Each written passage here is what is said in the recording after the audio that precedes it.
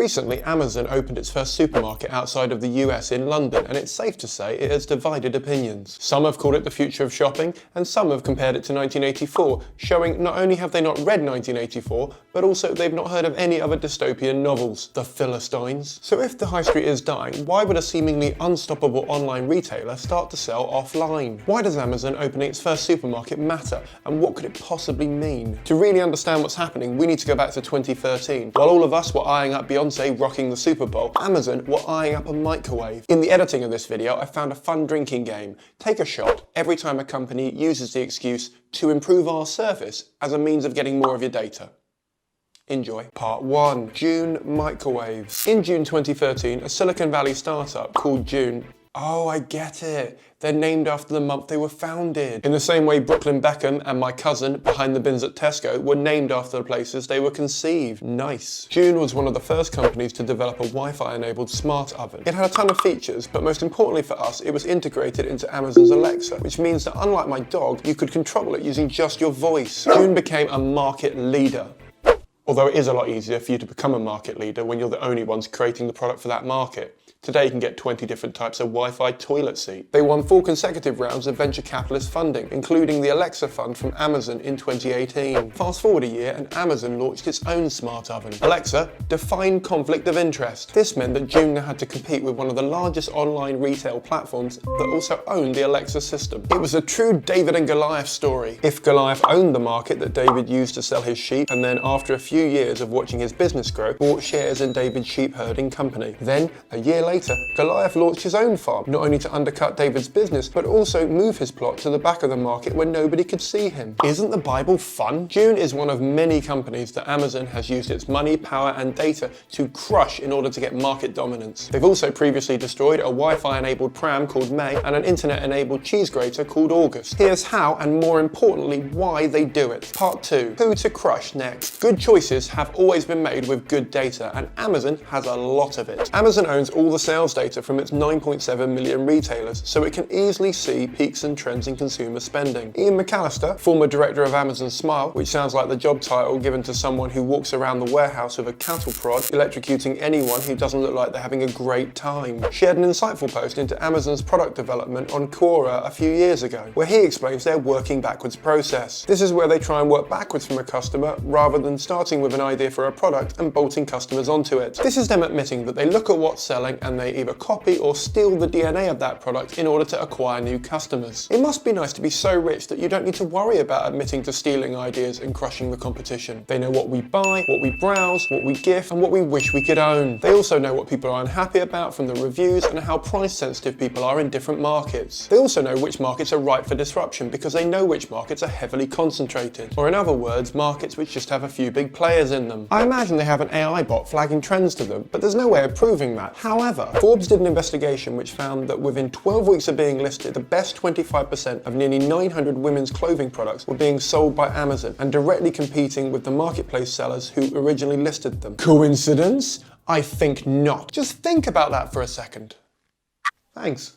That means that if you listed your brand new innovative product on Amazon today and it sold well, they could have their own rival version of that product up and running and on their virtual shelves ready to be shipped within 3 months. Once they've worked out what is hashtag trending, next they need to actually create the product. Creating a product costs money, but it costs Amazon significantly less money than most companies because in essence they have 10 million retailers doing the market research for them. They're able to stand on the shoulders of giants and piss on them from a great height.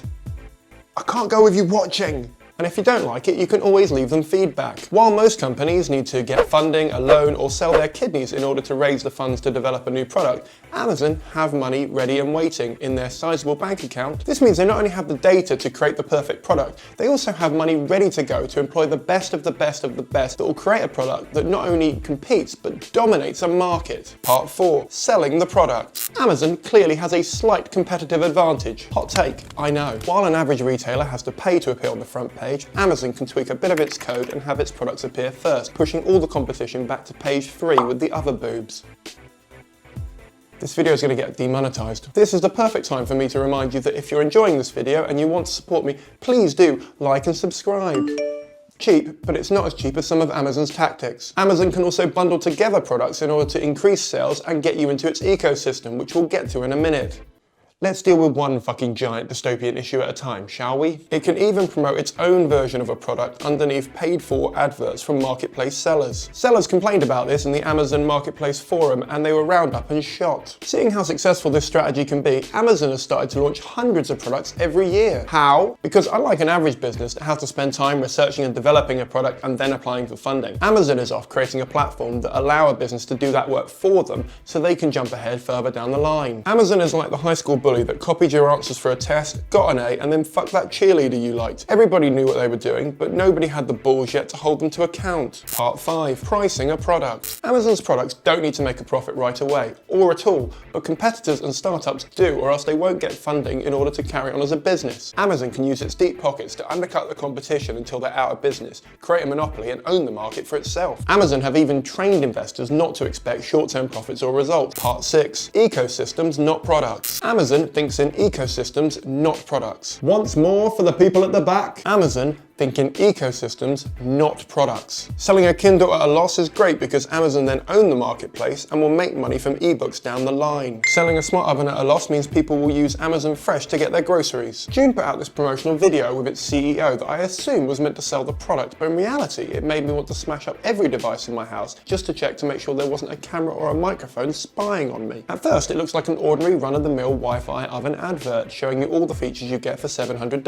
But it all gets a bit Big Brother when they explain they're using all the data from everything you're cooking inside it to spot trends and improve the system. They then show you there's a camera in the oven that they use to track how well you're cooking your food. I should say they make it very clear that you can opt out of giving them this data, but opting in and opting out are very different actions, and judging by some of these comments, it's the first time some customers were made aware of this fact. I'm starting to see why Amazon picked this product. You see, with Kindle they track every click and swipe you make for data to improve the service. The smart oven tracks everything you're cooking to improve the service, and when we walk through their supermarket, they track every single movement we make to understand us even further. This is a data analyst's wet dream. To know where on the shelf you were looking, how long you were looking at an item, whether you went back to buy it, when to stock, targeted ads, and more. Overly invasive or customized shop of the future? Where you land on this very much depends on whether your surname is Bezos. Imagine this. Your oven tells Amazon that you've cooked all your bacon, so it alerts a warehouse worker to send a pack of bacon to my local store, and given people are creatures of habit, they know I go every Tuesday, and they send me a coupon for a discount. People love a discount. For me, that's the worst thing I've been made to imagine since the start of the pandemic when a load of celebrities sang at me. By selling its just walk out technology, probably at a loss, Amazon is going to get access to every single person's buying habits in supermarkets, supplying them with more data, enabling them to get a competitive edge down the line. It's the fucking microwaves all over again. Only this time the cameras are everywhere. Part 7. Why supermarkets? Well, aside from everything I've said so far, the supermarket industry is ripe for disruption. Firstly, there's only a few major players, which means change and innovation happen rarely. So by creating a new type of store, Amazon is saying, hey, keep up, and other stores will need to. I'm not saying every store will need to be this complex. In fact, a large proportion of customers would love to shop in a store with human workers, like the cavemen that they are. But staff are one of supermarkets' biggest costs. If you can cut that down, you can save a lot of money, and you also don't have to deal with teenagers, which is always a plus. This is exactly what happened when self-service checkouts became available. It meant that one person could operate 6 tills, saving the supermarket money, and we, the customer, could misweigh our fruit and veg, saving us money. It's a win-win situation. By creating the store of the future, as nobody has called it, Amazon is creating a new ecosystem for itself. They've already started selling the technology to other supermarkets, and you can bet your bottom dollar that somewhere in that long contract will be a clause granting them access to that sales data. So now other supermarkets can either try and make their own version of this system and compete, or use Amazon's ready-baked system and offer customers an instant upgrade. It's the same reason why websites like Netflix use Amazon's web service rather than running their own servers. Amazon can do it cheaper, easier, and with no maintenance cost to the customer. But in exchange for that ease, you give up your data, which allows Amazon to learn what shows people are watching, to know what shows to fund for its Prime Video service. These cameras are a Trojan horse giving Amazon a competitive edge over established players. People who have visited an Amazon Go store have commented about the number of own brand products on sale, showing their long-term plan is to learn what people like to eat in different areas of the country, create it cheaper, undercut competitors, until our only option is to give all our time, money, and energy to Amazon. Part 8. Other immediate advantages. Beyond data and building itself a new ecosystem, these new stores offer Amazon some very specific advantages. Being able to be less reliant on convenience stores and own more of their returns process. It helps grow the Prime membership offering, something they've been pushing for by offering Prime prices in Wholefoods stores. E-commerce sales aren't everything, so it's worth getting a little bit of offline pie,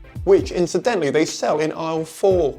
People spend 8% of their money on groceries. That's something that won't really change because unlike our machine overlords, people will always need food and drink to live. It builds trust for those who are skeptical of buying from a purely online retailer. 89% of people are more likely to buy from Amazon than any other e-commerce site. However, this still leaves a large chunk of people yet to be convinced to buy from them. They can spend their money buying locations, and traditionally property and land always goes up in value. Retail space costs a lot less right now due to COVID, so they have an awesome opportunity to snap up some prime retail. Prime? Prime retail? Oh, fuck off. You try and make some of these horrific facts funny. Locations in city centres to test out their new model. Physical locations also give your customers somewhere to go and shout at a customer service rep when they get disconnected on the phone.